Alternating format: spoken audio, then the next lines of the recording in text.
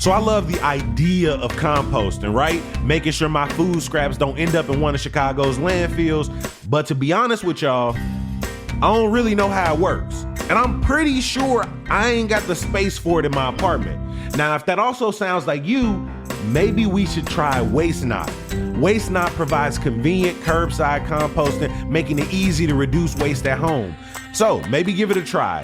Head to wastenotcompost.com. CityCast Chicago listeners can get a free month to test out Waste Not by using the promo code CityCastCompost. Again, that's wastenotcompost.com.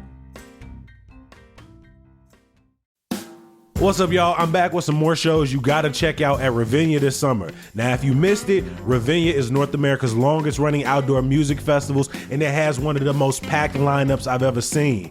On July 27th, you can catch Killer Queen, a tribute to Queen, or check out Gypsy Kings with Nicholas Reyes on July 31st, or maybe see Indigo Girls and Melissa Etheridge on August 11th.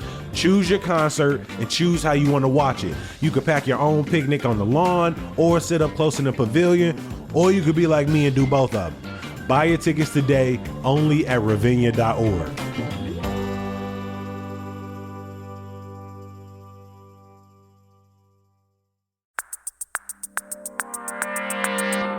Today on CityCast Chicago. While the RNC gets underway just a couple hours from Chicago, we've got some local stories we want to talk about, plus your weekly festival update. Joining me, executive producer Simone Alicea to break it all down. It's Tuesday, July 16th. I'm Jacoby Cochran, and this is what Chicago's talking about.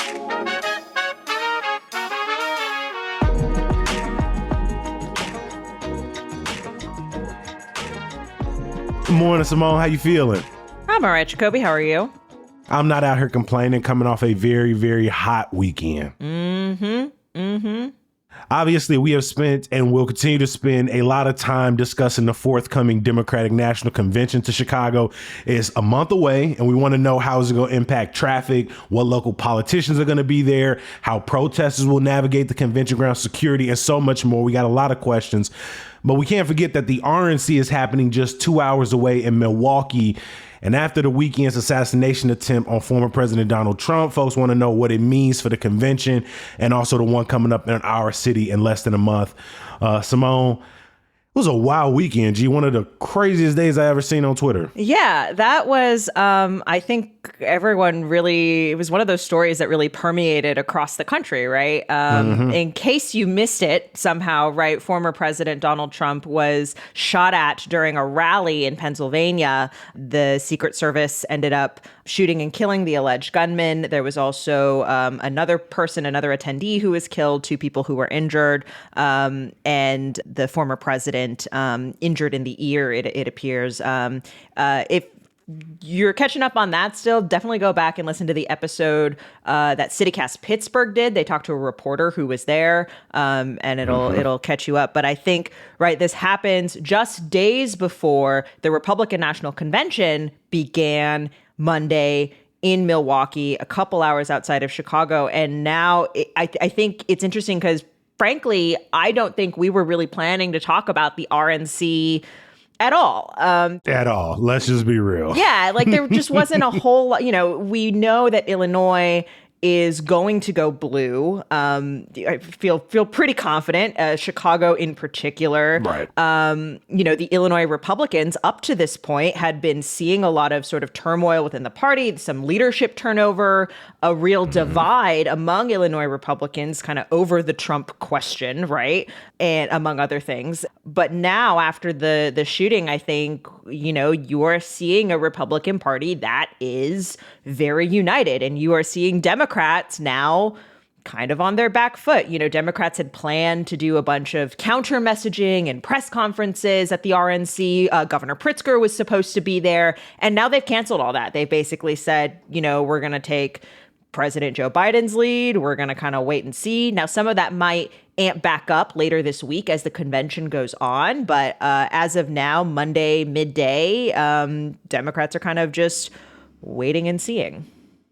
Yeah, I think after the weekend and going into the convention, I obviously have been thinking about security so many organizers, reporters covering other festivals in the city have talked about the type of impact the DNC is going to have or has already had in terms of a security footprint.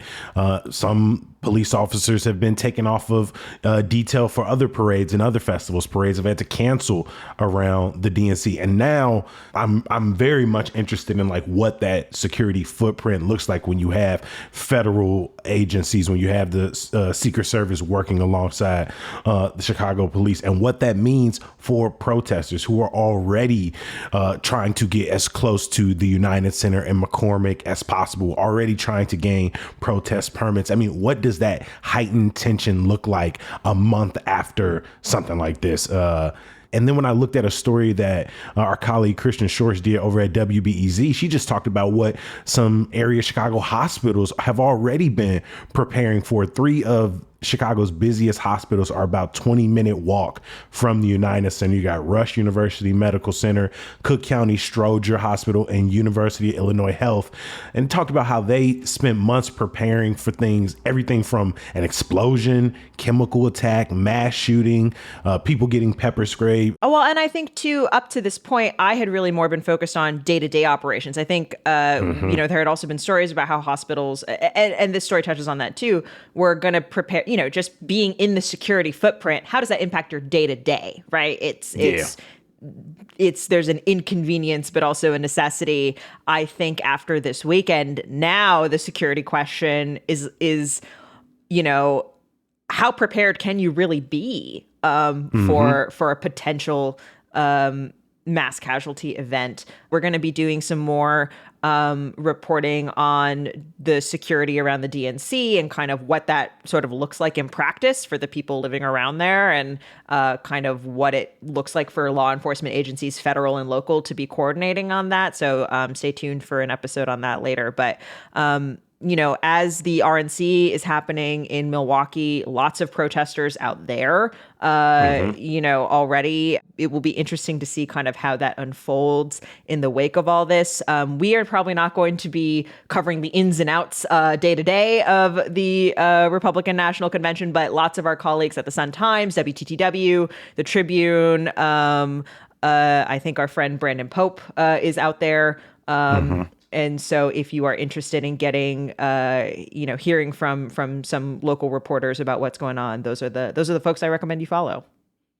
Yeah, I was reading in one of the articles that they said, despite the very problematic, toxic, divisive language that is coming out of the RNC, the Republican Party, the Trump campaign, that organizers in Milwaukee were like, they still believe that more protesters and more organizers will be in Chicago during the DNC in a month. And then, of course, that's the other part of this that's interesting. I think as we're preparing for the DNC pre-presidential debate, I think we were kind of expecting whatever happens on the convention floor to frankly not be that interesting. Joe Biden is the presumptive nominee. But after the presidential debate, there's a divide now among Democrats. And I just think it's so interesting that, 4 months ago, yes, was there a divide in the Democratic Party? Absolutely. And we've been talking about protests at the DNC for the past year? Yes. But I do think at least in Illinois, you were looking at a really divided Republican Party, and kind of that was contributing to sort of frankly, kind of an irrelevance of the Republican Party in at least statewide politics. And now I think that divide is more pronounced in Democrats, both in Illinois and across the country. And I don't know. I don't know. It's just like elections. It doesn't help that our governor constantly finds his name on this sort of fictional or non-fictional short list of potential one day or soon, Democratic presidential nominees or candidates. Yeah, absolutely. So we'll keep an eye out and keep you posted as we continue along. I don't know about y'all, but I am sick of the spam calls, spam emails, spam texts. I'm over it. I'm up to over 100 combined a day. And it turns out a lot of that spam starts with our personal data being sold. Data brokers basically collect info like our address, phone number, health and financial records, and then sell them off to third parties. Then that data is used to target us. That's why I think it's time to check out Incogni. It scrubs our personal info from the web. Nah, seriously. It takes just a few minutes to set up, then it'll tackle 180 plus data brokers, and there's a 30-day money-back guarantee if you ain't feeling it. Protect your data, time, and sanity. Use code CityCast for 55% off their annual plan at incogni.com. That's spelled INCOGNI.com. While the shooting overtook headlines and feeds over the weekend, there were a couple of Chicago stories we want to make sure you don't miss. One big one, updates around the former Loretto executive at the center of a COVID vaccine scandal. They have been indicted on fraud charges. Simone, what's the latest? This was literally I feel like our very first Friday News Roundup when we were piloting the Friday News Roundup. Yes. Yeah. Had the Loretto story in it.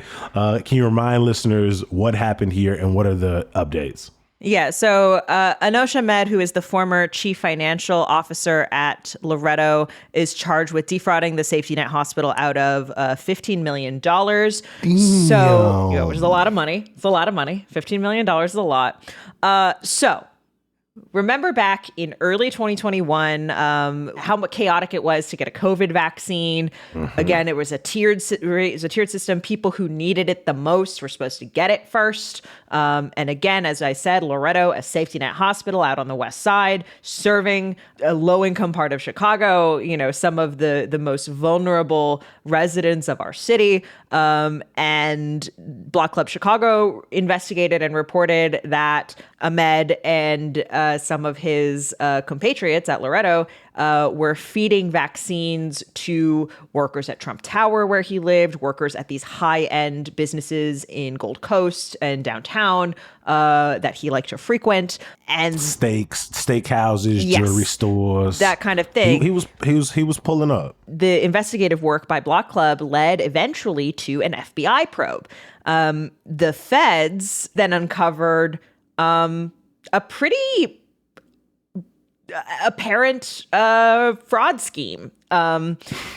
Basically, I like the word choice you use, a pretty apparent fraud scheme, which is to say a very goofy, out in the open, very obvious if somebody just like kind of looks pretty closely, fraud scheme. I mean, this is, I guess I would call it maybe like Fraud 101. Like, I feel like it's the kind of case that, like, if you're writing a movie about fraud, like, this is what you would write about. And prosecutors are alleging that Ahmed, along with Samir Suhail, who owned a medical supply company, and former Loretto exec Heather Bergdahl, who was previously indicted. I think we talked about that a couple months ago, alleging that these three created companies and sent fake invoices for goods and services that didn't really exist to Loretto Hospital. Mm-hmm.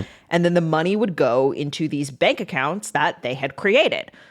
Mm-hmm. Straight out The Sopranos. Yeah, this is pretty much it is the television scheme, I think, playing out in real life. And some of the payments were even sent after Ahmed resigned in March 2021 following the vaccine scandal. And so the indictment has now finally come down in 2024. And so we will see what happens now in the courts. I think, a big reason we followed this story was obviously at the time, the distribution of vaccines was such a key question, and who was getting them, and the city had to take over, and it was a whole kind of it had real material consequences, right, for vaccine distribution. Mm-hmm. Now I think it's just a matter of, are there going to be consequences for these allegations?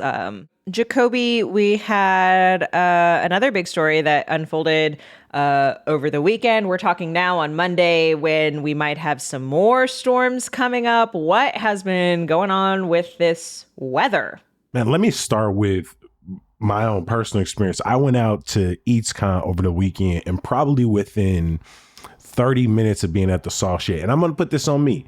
I don't know if I was properly hydrated to be out there during that time, but the headache that I started to feel just being out in the heat, but also going from out in the heat to inside of the Salt Shed where there was AC to back out into the heat to back inside, like, it was just a very severe reminder that, like, if you are going outside, stay hydrated, make sure you're eating a full meal, not going outside, like trying to spend all day at a festival on an empty stomach, just drinking beer, and drinking alcohol. Like, it's not the best choice for you. But also, we're at that time during the summer where the tornado warnings are picking up. My phone went off Sunday night with one of those very loud tornado warnings. The summer storms are starting to pick up. We're already starting to see a reporting of people in the Chicagoland area who are experiencing some light flooding, power outage. I think over 17,000 people were without power at the time we were recording this. And then just to kind of throw on top of that, DeKalb County earthquake, which sent me into a whole I think when we were doing this podcast, what was it, last year, 2 years ago, I was sitting there like, man, I didn't know how many tornadoes happen near us every year. This morning, I didn't know how many earthquakes happen near us. It's not that many, maybe like 5 a year, but the fault lines that Southern Illinois sits on means that every 50 years, there's like a 25 to 40% chance that we could get a bigger earthquake. So it's not out the realm of possibility, as again, Jacoby over the weekend would have just assumed if you'd have asked me in a basic round of trivia, how vulnerable is the Chicagoland area to an earthquake? I would have said probably just about as vulnerable as a tornado. And you would have reminded me, Kobe, both of those things are possible, my guy. Yeah, absolutely. I know I saw lots of pictures of fallen trees. As you definitely heard that people's basements were flooding. And as of now, by the time you're hearing this on Tuesday morning, it is looking like, there's still a slight chance of thunderstorms, but maybe that the worst of it has passed. But of course, it's always good to be on the lookout. And that heat, as Jacoby mentioned, is not going away. It's still going to be at least in the 80s. So make sure that you are doing what you need to do to stay hydrated and take care of yourself. One more thing before we let you go. Thanks to our sponsors over at Revolution Brewing. Every Tuesday, we're also giving you a little festival update. And this weekend is Pitchfork Weekend over at Union Park from Friday through Sunday. This is something we've been looking forward to throughout our summer to this point. Earlier in the summer, me and Katrina Pham competed in a little who has the better pitchfork lineup. Simone, you never told me how that turned out. Yeah, we had listeners and readers vote on who they thought had the better lineup. Just as a reminder, Jacoby, you were doing an all-day affair, starting with Kenya at 1, followed by Maxo, then Grandmaster Flash, Muna, and then ending off with Brittany Howard on Sunday, July 21st. Katrina, just heading over there for the evening, Grandmaster Flash, Muna, and Alanis Morissette. And 2/3 of Hey Chicago readers and CityCast Chicago listeners said that Katrina had the better lineup. I think yours was doing a little too much there, Jacoby. I think a little too intense out there. Nah, I completely understand. Now, if you're somebody who is just going like GA, that makes sense. When I'm going, I'm gonna get a little media tent action, a little VIP action, a little extra water, someplace to sit down. And so I could make it an all day affair. But even when I looked at some of my festival lineups that we talked about, they're ambitious. Yeah, they are ambitious. I've already tried to do a couple of all day festivals, and it's been tough. It's been tough. Summer Smash whooped on me a little, but I will say I'm still looking forward to Sunday. Again, I am going to be better hydrated, make sure I'm out there with a full backpack, but I'm still excited to see Grandmaster Flash, Brittany Howard.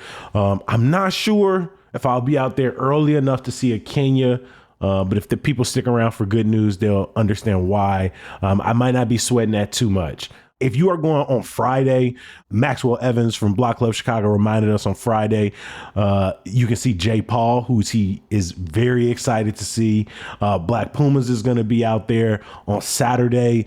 De La Soul, which I think is without a doubt sort of the number one act for me on Saturday. But Chicago's own Kara Jackson is going to be out there. And so overall, Pitchfork is going to be good. And then in addition to the music, you got Chirp Record Fair, Renegade Craft Fair, and Flat Stock Poster Fair. So it's a lot going on during that weekend at Union Park. Luckily, it's right off the Green Line. And so it'll be a quick boom, boom for me. I was just going to say, I think it's important for those of us who are not going, that Pitchfork is bigger than I thought it was. Like, part of the reason we ended up talking about Pitchfork is it's actually one of the top 10 largest music festivals in the country by attendance, by the number of people who go. And so it will be really busy out there by Union Park. So if you are traveling around the city, keep that in mind. Maybe consider a different neighborhood for your weekend activities or weekend festival activities. I mean, it's a lot going on this weekend. This is arguably huge. It's arguably the busiest weekend in July. Just to name a few, Roscoe Village Burger Fest is going to be kicking off. You got the Black Scene Black Boating Weekend at Navy Pier in Lake Michigan. You got Tacos y Tamales in Pilsen. Common is performing during the Millennium Park 20th anniversary. That's just a few events. But again, if you look across the city, any neighborhood, you are likely to find something. So it's going to be another busy, hot ass weekend.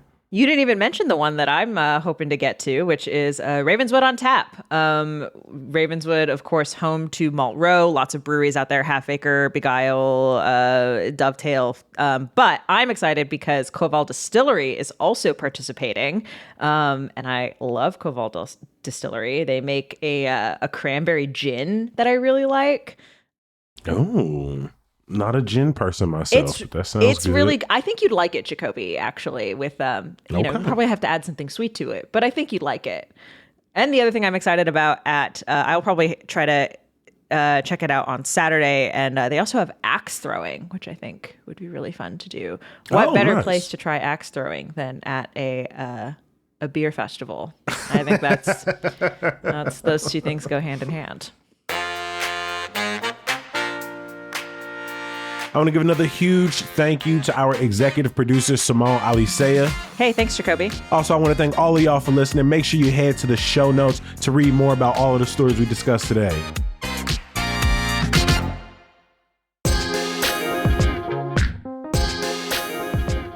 Of course, I can't let you go without some good news. If you aren't going to Pitchfork, but you still would love to catch some of the acts, maybe they're playing at one of the official after shows. I know Chicago's owner Kenya is playing at Constellation on Thursday. Kara Jackson is at Shuba's on Saturday. The full lineup is for you in the show notes. As always, we appreciate you for listening and reading. We're going to be back bright and early tomorrow. We'll talk to you then. Peace.